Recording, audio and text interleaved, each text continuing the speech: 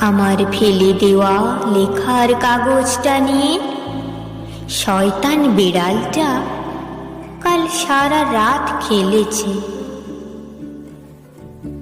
তোমাকে বলিনি দজ্জাল ঘড়িটা একদিন আমাকে বাজিয়ে দেখে নেবে বলে?